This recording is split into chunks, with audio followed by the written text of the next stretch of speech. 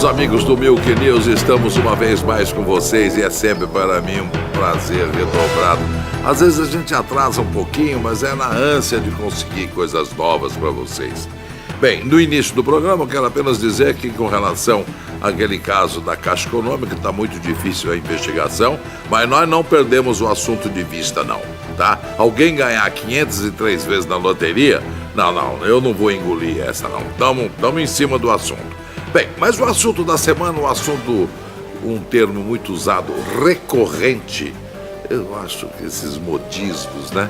Mas o assunto que vem se repetindo é com relação à minoridade. A sucessão de crimes gravíssimos, hediondos, praticados por jovens, está fazendo com que a população reveja alguns dos seus conceitos com relação à diminuição da minoridade. Como eu sei que isso é um assunto polêmico, que o pessoal, principalmente mais ligado aos chamados direitos humanos, não querem, eles não querem, o pessoal não quer, mas eles não querem, então, existe uma meia medida. O que não se pode é ficar na situação em que se está. Existe a meia medida. Qual é a meia medida? Vai precisar mexer no código, vai precisar mexer no estatuto da criança e do adolescente, aliás, em muito boa hora, porque ele já está totalmente superado. Pois bem, então, há que se criar uma prisão, um sistema de prisão, mas uma prisão que seja especialmente feita para esses casos em que alguns dizem que os meninos podem ser recuperados. Eu acho muito difícil isso. Uma recuperação de alguém que após furtar ou roubar, no caso, não foi furto, foi roubo, pelo fato da dentista não ter dinheiro no banco, volta, joga gasolina ou álcool e bota fogo, recuperar uma patologia desse tipo não será em 3 anos. Concordo? Como estabelece o Código atual.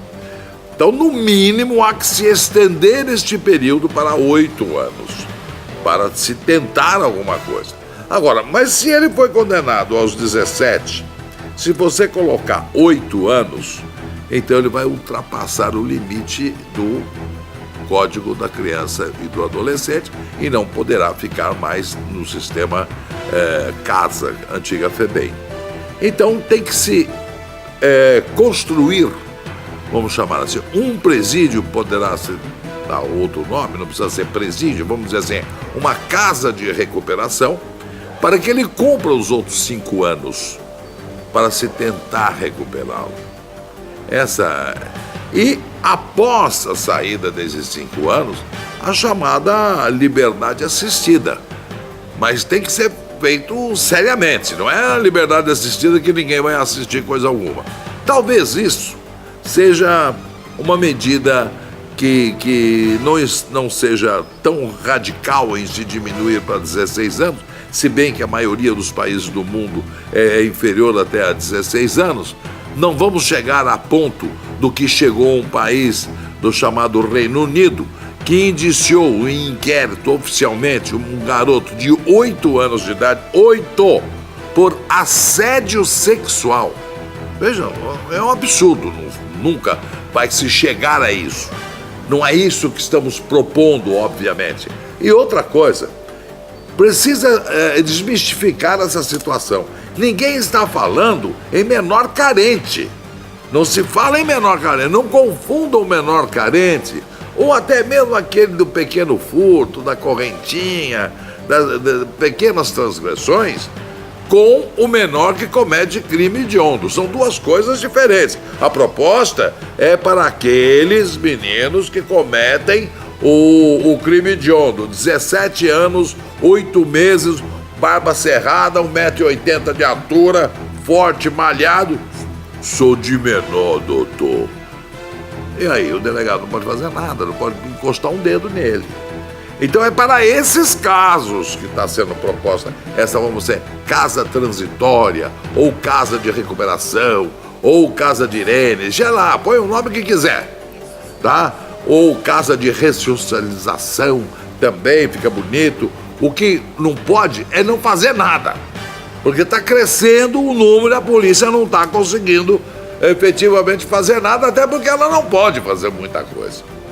Bem, dito isso, o segundo assunto muito comentado durante a semana, nós vamos dar uma pincelada rápida em cada assunto, é a chamada PEC 37. Toda hora sai no jornal e os jornais também teimam em não explicar muito. O que é PEC? Toda hora vocês ouvem falar PEC, PEC, e muita gente não sabe o que é PEC. É um projeto de emenda constitucional. Isso chama-se PEC. A PEC 37, resumindo para vocês, é o seguinte: está tirando dos promotores o direito de investigação. É uma coisa também muito polêmica, porque tira e não tira. Porque o promotor, na realidade, vamos ver os aspectos favoráveis e aspectos contrários.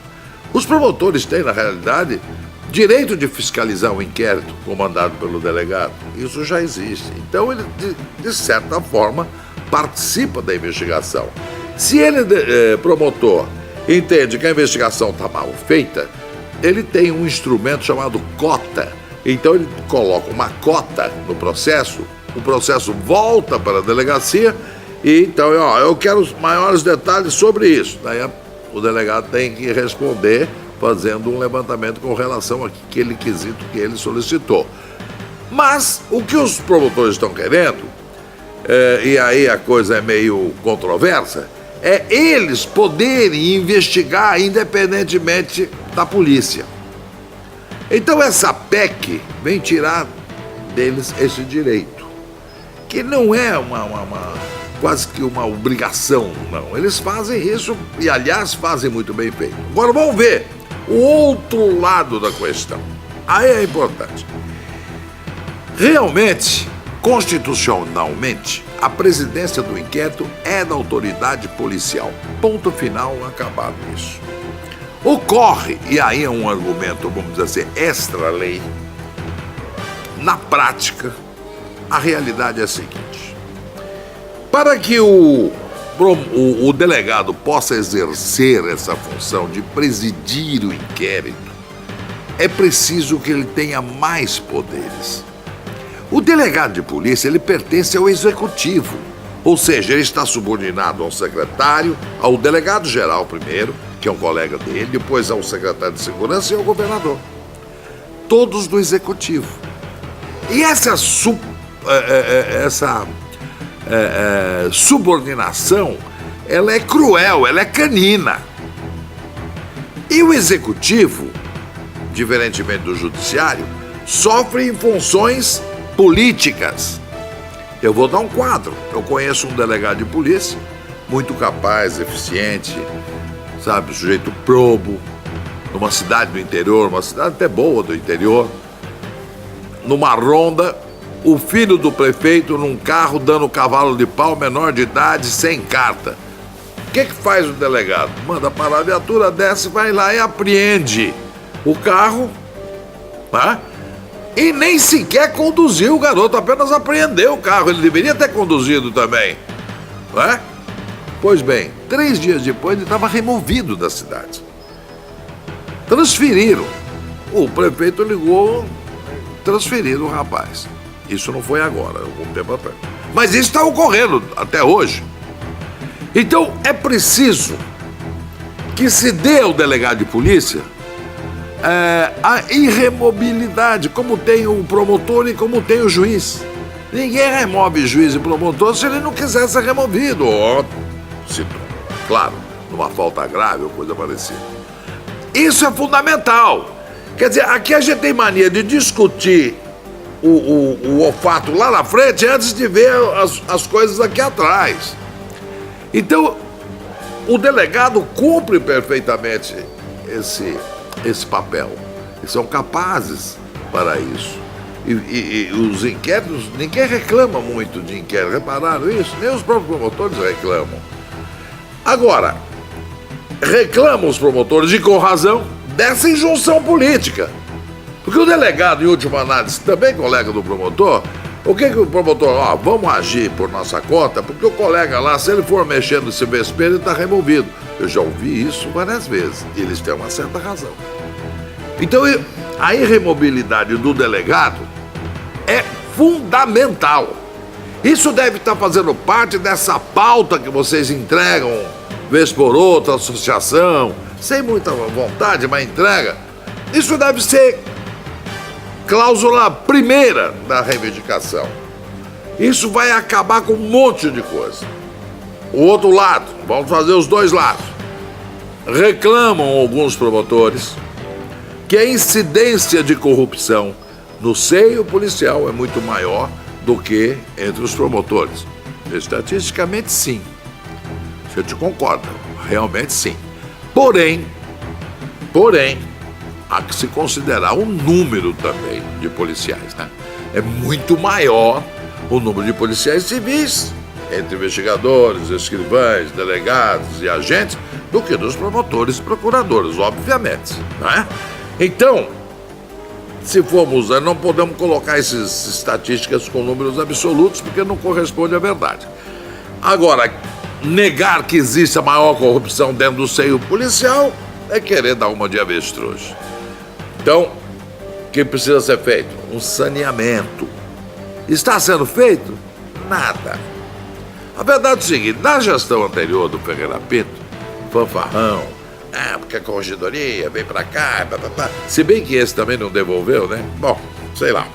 Mas o caso é o seguinte, na realidade, e é um assunto que nós vamos trazer, na realidade, a maior repercussão de tudo isso foi aquela assinte ao direito do ser humano, aquela violência absurda contra aquela escrivã de polícia que fizeram 3 homens tirando a roupa, deixaram a moça nua para fazer uma investigação, fazer um flagrante, tiraram da calcinha dela R$200. Quer dizer, aqui entre nós, só aqui entre nós, um escrivão, tá certo, está um estado de miserabilidade, mas nem tanto. Tá certo que esse salário é vergonhoso, mas também, alguém vai se submeter a uma corrupção de R$200? Não. É muito difícil isso ter acontecido. Não quero dizer que tenha sido entrujado, não é nada disso, não. Mas é difícil, porque quem comanda o inquérito, na realidade, na real, como a gente fala, é o escrivão. Em 80% dos casos, quem relata o inquérito é o escrivão. O escrivão que tem o domínio do inquérito. O delegado só assina no final. Em alguns casos, quando ele tem confiança absoluta no seu escrivão, ele assina em cruz, ele nem lê. Existem casos assim, aliás, escrivães que sabem muito mais do que delegado. Então, por R$200, correr todo esse risco, ou o desespero era grande demais, talvez não tivesse leite para criança, não quero entrar no mérito dessa questão, mas eu tenho minhas dúvidas com relação à culpabilidade dessa moça da escrivã. Agora, tenho total revolta pela ação de seus colegas delegados de polícia. Um deles até foi, parece que, promovido. Eu não entendo, houve sindicância, houve processo e um foi promovido. Essa miscelânea nós precisamos esclarecer. E ela virá pessoalmente aqui no Milk News, já estamos entrando em contato. O Jorge Habib já está com ela, vai trazê-la aqui e vamos esclarecer esse assunto. Não vão deixar barato, não. Isso não pode ficar barato da forma como estão querendo deixar. Bem, uma outra coisa que eu gostaria de chamar a sua atenção, principalmente para os policiais, eu acho que eles concordam comigo. O crime está ascendendo. Está deixando a periferia, está deixando os morros, está vindo para as chamadas zonas nobres. A classe média está entrando para o crime. Jovens de classe média estão participando. Teve um que teve a ousadia de participar de um assalto a um caixa eletrônico com 2 colegas na Zona Sul Nobre de São Paulo, usando o carro da família. E que carro? Não era um golzinho de 60 prestações, era uma Audi. Foi com a Audi pro assalto. Então vejam bem, deixemos de lado um pouco os preconceitos, que é só negro, periférico, pobre que é bandido. Não, a classe média está entrando pro crime. Nós estamos completando agora o 6º arrastão. Ninguém vai me convencer em prédios de luxo da Zona Nobre de São Paulo, atenção, que não tem a participação de boizinhos nisso aqui. Mas é muito mais cômodo, e isso é revoltante, atribuir às empregadas, atribuir ao garagista, ao limpador de chão do prédio, ao porteiro, ao zelador. Só no final é que eles vão imaginar que o filhinho de a toda prova insuspeito tinha participação. Eu tive um caso pessoal. Eu morava num condomínio de alto luxo, Alphaville, São Paulo, tá aí. No meu condomínio, os furtos começaram a aparecer. Investigaram todos os empregados, e quem eram? 2 irmãos, filhos de uma alta patente. Mas até que se descobrissem os 2, submeteram à humilhação todos aqueles pobres coitados desse condomínio de Alphaville. Então, o crime está enquistado agora na classe média. Motivos? Falta de dinheiro? Sim. O pai começa a regular a mesada porque desconfia que o filho está usando droga. O que ele faz? Ele vai complementar roubando para ter a droga. Então, é um negócio complicado. 6º arrastão. Mais uma. Foi roubado um quadro de Portinari. O valor de R$500 mil. Olha só. O advogado Eluf gosta e tinha lá sua obra de arte autêntica de Portinari. Mas aqui, minha casa, por exemplo, são vários andares. No andar de baixo, por exemplo, se sair um quadro da parede ou não, eu levo dias para perceber. Concorda? Você passa meio rápido. 20 dias após, ele percebe que aquele quadro estava estranho. Ele consulta a filha, que coincidentemente tinha estudado arte. A filha dele chega, olha e fala, não, esse quadro é falso. Olha que ponto, o maquiavelismo desse ladrão. Roubou o original e trouxe uma cópia e colocou no lugar. Eu pergunto, isso foi feito por um nóia? Isso foi planejado por um garotinho da rua aí, um coitadinho? Foi planejado pela empregada, que é a primeira a sofrer as consequências? Então, meu tempo está esgotando e sempre esgota mesmo. Então, a classe média está indo para o crime. As razões? Não sei. Está em aberto, dê a sua opinião. Vê aí, por que você acha que a classe média está indo para o crime? Espera um pouquinho. Eu digo classe média, mas na classe alta... Não, a classe alta já foi para o crime há muito tempo. O crime do colarinho branco é privilégio deles, né? Todas as Odebrecht da vida, esses caras já estão no crime há muito tempo. Uma modalidade criminosa mais amena, diria, mas muito mais lucrativa. Atenção para os interessados, a Polícia Federal acaba de abrir concurso, viu? É uma boa, gente. Delegado, perito, escrivão. E para encerrar, sabe os irmãos Cravinhos? Aqueles que friamente executaram o pai da namorada. Como é que chama? Suzana Richthofen. Eu até evito falar esse nome, mas tudo bem. Ela agora é pastora. Olha as bênçãos, pastora. E eles estão em liberdade a partir de hoje, porque eles vão passar esses dias todos como mãe deles. Que é Dia das Mães, eles têm direito a essa progressão. Se eles voltarem, né? Não sei a probabilidade. Agora, é interessante, eles têm o direito de passar com a mãe deles, mas eles mataram a mãe da namorada de um deles. Gozado, né? São critérios que a própria razão desconhece. Meus amigos, muito obrigado pela sua atenção uma vez mais. Divulguem o Milk News. Você só Aqui que você fica sabendo de detalhes das notícias que a grande imprensa omite por razões várias. Muito obrigado pela sua atenção, um grande abraço, até a próxima, se Deus quiser.